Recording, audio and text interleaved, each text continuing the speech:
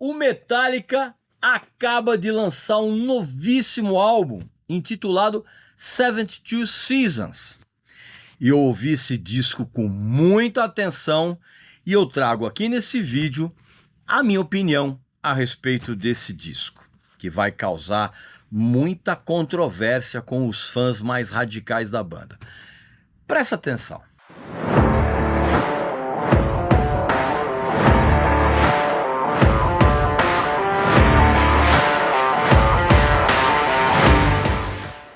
Meu amigo e minha amiga, eu tenho uma dica sensacional para você. O livro The Beatles Tanin. Exatamente. É um dos livros mais completos e sensacionais a respeito dos Beatles. Ele foi escrito pelo Mark Lewisohn, que é considerado o maior historiador dos Beatles de todos os tempos. Ele fez esse livro é dividido em 2 volumes, mais de 1.300 páginas, somando os dois. E nesse livro, você pode esquecer completamente tudo que você sabe a respeito da formação da banda, daquele período pré-fama, que evidentemente desagou no disco de estreia deles, né? Só que esse período anterior pode esquecer tudo que você ouviu até hoje, porque o livro ele traz informações absurdamente novas e diferentes daquilo que foi propagado por aí. Inclusive, ele corrige uma série de erros, cara, uma série de fatos que absolutamente não aconteceram. Ele conta realmente a verdade a respeito de tudo que aconteceu, e inclusive você entende por que a relação deles, depois que eles ficaram famosos, foi daquele jeito. Porque tá tudo lá atrás, cara. A infância, a adolescência, a amizade do John Lennon com o Paul McCartney e com o George Harrison, depois com a entrada do Ringo, tudo contado em detalhes inacreditáveis. E tudo isso foi feito com centenas e centenas de entrevistas exclusivas, milhares de documentos. Então, assim, você vai entender a história da banda antes da fama de um jeito completamente diferente. E é claro que você tem, né, privilégios aqui, meu amigo e minha amiga. Você clica aqui embaixo, na descrição do vídeo, no link, preenche o cupom de desconto com Regis Tadeu Indica, tudo junto, e na hora de finalizar a compra você vai ter um desconto especial. E é um desconto tão especial quanto as várias edições desses livros que a editora Velazeta está lançando. Tem um box de colecionador exclusivo, série limitadíssima, lindo. Tem os 2 livros com a capa de luxo, com acabamento especial. Enfim, você clica aqui embaixo, preenche o cupom de desconto, escolhe a sua edição e aí você vai ter o melhor desconto da internet. Esse livro é simplesmente sensacional, eu recomendo. Meu amigo e minha amiga, o Metallica acabou de lançar um novíssimo álbum, intitulado 72 Seasons. E esse, que é o 11º álbum de estúdio da banda, encontra o quarteto num momento muito confortável, tão confortável em termos financeiros, tanto que inclusive esse disco novo vai, assim como aconteceu com o anterior, deixa eu mostrar aqui para vocês que eu adoro, o Hardwired to Self-Destruct. Esse disco, por exemplo, que foi lançado em 2016, foi lançado pelo próprio selo do Metallica, né, que chama-se Blacknet Records. E o disco novo também vai sair e vai ser distribuído mundialmente pelo próprio selo do Metallica. Então os caras estão tão confortáveis em termos de finanças, de sucesso e de credibilidade, que o grupo se deu ao luxo de desprezar as chamadas regras do mercado e resolveu resgatar, sem qualquer pudor, as suas raízes oriundas da New Wave of British Heavy Metal, sem afetar 1 grama sequer da sua identidade sonora atual. Isso significa que no disco novo não teve espaço para momentos de dinâmicas mais tranquilas, muito menos baladas, cara. Todas as canções do novo álbum são pauladas sensacionais. coletivamente falando, o repertório desse disco novo, cara, tem um grau de coesão que chega a ser assustador. E a maturidade musical dos 4 caras em nenhum momento oferece, vamos dizer assim, obstáculos para se fazer essa revisitação do passado, cara. A produção do disco, que é muito cristalina, que está a cargo, mais uma vez, do James Hetfield, do Lars Ulrich e do Greg Fidelman, que era parceiro muito frequente do produtor Ricky Rubin, e, curiosamente, ele era conhecido como Greg Fields, nos seus tempos em que ele era guitarrista de uma banda de hard rock bem legal, chamada Rhino Bucket. Pois é, então a produção dos 3 acompanha exatamente o padrão de qualidade do álbum anterior, que eu já mostrei aqui, que é o Hardwired to Self-Destruct, tá ok? E, de uma certa forma, essa produção, ela, mais uma vez, ela realça a potência titânica, vamos dizer assim, dos instrumentos e da voz do James Hetfield. Aliás, ele continua demonstrando que é um construtor de riffs espetaculares, cara. Inclusive, a mão direita do James Hetfield funciona quase que como uma usina de força que beira o inacreditável. Impressionante, cara. E, aliás, essa é uma característica que ele sempre teve desde os primórdios da banda, cara. O título desse disco, 72 Seasons, na verdade, ele remete aos primeiros 18 anos da vida de uma pessoa, cara. Que é quando uma criança, de uma certa forma, ela atinge a sua maioridade, até a sua maioridade psíquica, vamos dizer assim. Inclusive, se você prestar atenção nas letras, você vai reparar que os temas, eles giram basicamente em torno de 2 assuntos: os aspectos morais e o tempo de vida de qualquer pessoa, todos nós. Inclusive nessas letras, cara, os vocais do James Hetfield, eles de uma certa forma, eles meditam, vamos dizer assim, de uma maneira bastante enérgica a respeito do próprio passado dele, cara, que é muito atormentado, como você evidentemente já sabe. E provavelmente todas as letras desse disco são um reflexo do recente processo de desintoxicação e terapia que o James Hetfield se submeteu, embora ele cante tudo isso no disco sem qualquer sentimento de culpa ou sequer de raiva. Então, de certa forma, cara, as letras retratam a própria história de vida do James Hetfield. A abertura, que é feita com a faixa título do álbum, ela é absolutamente portentosa.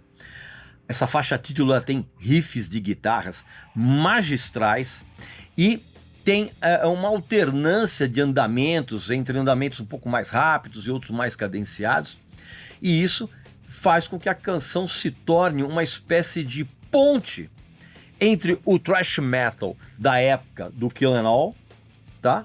E o Black Album, tá? Inclusive, nessa música especificamente, cara, o solo de guitarra do Kirk Hammett é ao mesmo tempo simples, melódico e igualmente cadenciado, né? É exatamente o que a canção pede, cara. E isso é uma coisa que ele faz em todas as canções do disco. Eu já comentei aqui no canal a respeito de uma das canções desse disco, aliás, de algumas delas, por exemplo, de Screaming Suicide, que tem uma influência enorme do Deep Purple. Até mesmo nos timbres de guitarra, que de uma certa forma emulam aquele som dos captadores single coil, e isso acontece tanto nos riffs quanto nos solos dessa música, cara. E também há uma referência aos primórdios do Judas Priest, que de uma certa forma foi a sonoridade dessa faixa até acabou sendo uma surpresa quando ela foi lançada antes do álbum. Há vários momentos nesse disco em que tudo é tocado com andamentos puramente de thrash metal. Por exemplo, como Lux Eterna, né? com aqueles sons de pedais duplos de bateria, que eu também já comentei aqui no canal. E também tem algumas canções que têm uma pegada totalmente oitentista, cara, como é o caso de Room of Mirrors. E nessas duas canções especificamente, a bateria do Lars, cara, está bem na cara da mixagem. Pensando bem, a bateria está na cara no disco inteiro, vamos dizer assim, tá? Que é uma coisa bem legal, diga-se de passagem. O destaque dado ao Robert Trujillo logo na introdução de uma canção chamada Sleepwalk My Life Away é mais do que merecido. Inclusive, numa canção que traz, como é que eu vou dizer, traz alguns cacoetes de Enter Sandman, tanto nos riffs quanto na cadência rítmica. Inclusive, transforma essa música em uma espécie de irmã daquele grande clássico que é Enter Sandman. O Robert Trujillo, pra você ter uma ideia, nesse disco ele fez até backing vocals, cara, na faixa seguinte, que é uma canção que é quase arrastada, que chama-se You Must Burn, que também é irmãzinha de outra faixa do Black Album, que no caso ela é irmã de Sad But True. Aliás, essas duas músicas, elas estão na sequência e elas aparecem dessa fórmula no 72 Seasons, não é por acaso não, cara. O álbum novo tem outras duas canções que, na minha opinião, não fariam feio se elas tivessem sido inseridas no Black Album, que são Crown of Barbed Wire e Chasing Light, tá? A primeira tem, na intensidade rítmica dela, que é mais cadenciada, tem um trunfo muito importante. Porque essa música também, além disso, ela é entupida de riffs de guitarra extremamente bem construídos, justamente em simbiose com a harmonia da canção. Essa música, ela soa, em muitos momentos, cara, como como é que eu vou dizer? Como se fosse um Southern Rock meio cavernoso. Já a segunda canção, né, ela é totalmente inspirada naquela sonoridade da New Wave of British Heavy Metal, cara. Principalmente nos vocais do refrão dessa música. E ela também tem uma influência, cara, do Black Sabbath, dos tempos do Ronnie James Dio, cara. Pode ouvir, presta atenção, você vai sacar isso. E essas referências que eu tô falando dos discos, cara, das músicas em relação a esses discos, é um dos temas, um dos muitos temas que eu coloco lá no Clube de Membros VIP, cara, que é um local repleto de vídeos inéditos, exclusivos, tem séries novas, tem aposto que você não sabe exclusivo, tem descontos ainda maiores dos nossos parceiros, você pode assistir a shows de graça e frequentar bastidores, você pode até, dependendo do plano, fazer parte de um grupo de WhatsApp onde você tem contato direto, diário comigo e com o Paulo Barão, enfim, e com os outros sócios, claro, enfim, tem um monte de benefícios. Basta que você clique aqui embaixo em Seja Membro e você escolhe o seu plano e você vai se divertir e vai se informar com esse monte de material inédito, beleza? Tem uma outra canção desse disco intitulada If Darkness Had a Sun, que tem uma introdução marcial logo de cara, e é um elemento diferenciado, principalmente para quem desconhece o passado musical da banda. Mas a coisa toda se torna mais familiar, cara, quando vem depois uma levada mais cadenciada e que certamente vai surpreender os fãs do Metallica pelas várias referências ao Killing Joke, cuidadosamente e discretamente espalhadas ao longo dessa canção, cara. Presta atenção, por exemplo, na hora que o James canta Temptation, tá? Uma dica aqui do tio Regis, presta atenção nisso. E aí tem uma outra canção que é longuíssima, intitulada Inamorata. É uma canção que tem mais de 11 minutos e é certamente a música mais longa que o Metallica já gravou. E ela encerra o disco. E ela tem um título surpreendente, vamos dizer assim, mas ela... Como é que eu vou dizer, cara? Ela encerra o disco numa vibe totalmente Black Sabbath, dessa fase aqui, ó. Da fase do Sabbath Bloody Sabbath, tá? É uma canção que é um mini épico, vamos dizer assim, que fala a respeito da relação de amor e ódio que as pessoas têm ao sofrimento, né? Ao sofrimento de cada um. Então, no final da audição desse disco, cara, eu constatei que não existe um elemento sequer deslocado, fora de lugar dentro dos arranjos. Há, inclusive, espaços para pequenas doses de humor, vamos dizer assim, como num lick de guitarra escondido ali no final da segunda faixa do álbum, que chama-se Shadows Follow. E esse lick tá ali escondido, cara, e ele emula aquele clássico tema do seriado do Batman, nos anos 60. Presta atenção com atenção que você vai ver que tá ali disfarçado. E essa música, inclusive, ela tem uma atmosfera, essa música em particular, ela tem uma atmosfera sônica que é muito influenciada por uma banda conterrânea do Metallica, que é o Testament. Na sonoridade, inclusive, que o Testament mostrava ali nos anos 80, cara. E essa característica também aparece numa outra canção do disco, que chama-se Too Far Gone, né? Uma pergunta. E essas referências aos anos 80 vale também para os solos do Kirk Hammett, cara, que são todos eficientes ao extremo naquilo que a canção exige, cara. E obviamente que ele tá zero preocupado com exibições técnicas masturbatórias, aquela coisa toda, que é um negócio que só impressiona a quem tem uma alma musical com uma baixíssima autoestima, vamos dizer assim.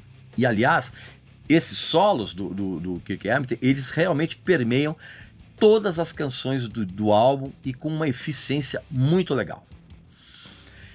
Na verdade, eu li em algum lugar uma declaração do Lars explicando que o resultado sonoro desse disco, ele é explicado pelo fato de que as gravações nunca foram tão tranquilas e sem discussões como no caso do 72 Seasons.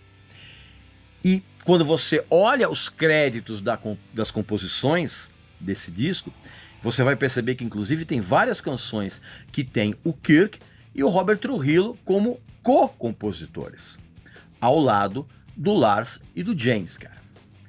No caso desse disco especificamente, essa tranquilidade e esse espírito colaborativo, pacífico, quer dizer muito a respeito do futuro do Metallica daqui em diante. Pois bem, meu amigo e minha amiga, esta é a minha opinião a respeito do mais recente álbum do Metallica, o 72 Seasons. Aqui nos comentários, coloca a sua opinião a respeito desse álbum. O que você sentiu? Você gostou? Você detestou? Explica aqui pra mim, tá bom? Não esquece também de fazer a sua inscrição aqui no canal e não esqueça também de clicar aqui embaixo em Seja Membro, para que você se torne sócio do nosso exclusivíssimo Clube de Membros VIP. Que você sabe muito bem, é um local repleto de vídeos inéditos, exclusivos, mas que só os sócios têm acesso, tá legal? Então, um abraço para você, saúde para você, para sua família e para seus amigos, e a gente se vê muito em breve em mais um vídeo aqui no canal, beleza? Até mais!